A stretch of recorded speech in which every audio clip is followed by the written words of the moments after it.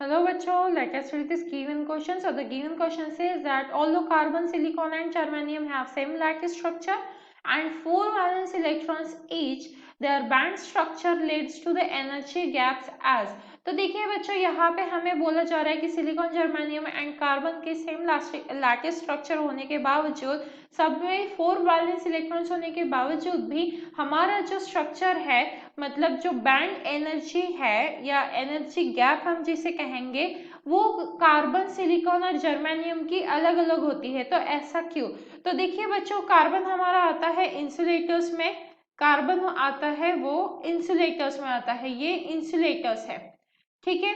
And वही अगर हम सिलिकॉन एंड जर्मेनियम की बात करें तो यहाँ पे क्या होता है, सिलिकॉन एंड जर्मेनियम ये होते हैं हमारे सेमीकंडक्टर्स, ठीक है।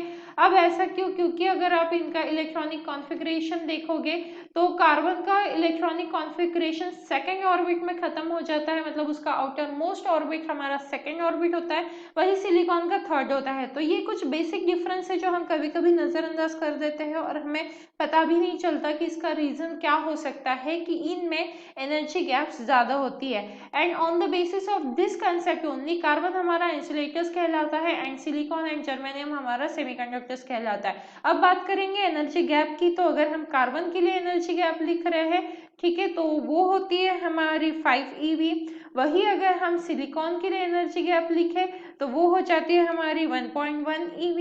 एंड रही बात जर्मेनियम की, तो जर्मेनियम के लिए एनर्जी गैप होती है हमारे 0.66 eV, जिसे कभी कभी हम 0.7 eV भी कहते हैं, ठीक है, 7 eV। अब आप खुद ही देखिए कौन सा बड़ा है कौन सा छोटा है, तो कार्बन की गैप सबसे बड़ी है, देन उसके बाद आता है हमारा सिलिकॉन एंड जर्मेनियम में सबसे कम गैप है। तो on the basis of this हम अभी एक ऑप्शन सिलेक्ट करेंगे जो करेक्ट ऑप्शन है हमारा। तो आप देखिए यहाँ पे फर्स्ट ऑप्शन तो गलत हो जाता है क्योंकि यहाँ पे सिलिकॉन और कार्बन, हमें ऐसा चाहिए कि कार्बन सबसे बड़ा और जर्मेनियम सबसे छोटा। तो यहाँ पे देखो, यहाँ पे भी ऑप्शन ए भी गलत हो जाता है, बी भी गलत होता है। अब यहाँ पर भी ये कुछ इस तरीके से आ गया, सी भी गलत हो जाएगा। अब देखिए यहाँ पे, ओके, हम एक और बार देखते हैं ऑप्शंस को। देखो सबसे बड़ा हमें कौन चाहिए है, कार्बन चाहिए है, राइट। तो सबसे पहले कौन आ जाएगा, हमारा कार्बन। तो देखिए यहाँ पे एक्चुअली हमसे थोड़ा सा जो ऑप्शन है वो देखने में गलती हो गई है। देखो हमें क्या चाहिए है, कार्बन सबसे बड़ा एंड उसके बाद सिलिकॉन बड़ा और जर्मेनियम सबसे छोटा। तो देखते हैं, देखिए यहाँ से दोनों में तो कार्बन छोटा है, मतलब अब सी और डी गलत है, ठीक है। अब देखेंगे इन दोनों में कार्बन बड़ा है, हाँ दोनों में भी कार्बन बड़ा है। अब हमें क्या चाहिए, जर्मेनियम और सिलिकॉन की तरफ ध्यान देना है। तो सिलिकॉन बड़ा और जर्मेनियम छोटा चाहिए, तो यहाँ पे तो उल्टा है, सिलिकॉन छोटा दिखा दे रहे हैं और जर्मेनियम बड़ा, तो ऑप्शन ए भी गलत हो जाता है। अब देखिए ये सिलिकॉन बड़ा है और जर्मेनियम छोटा है, राइट।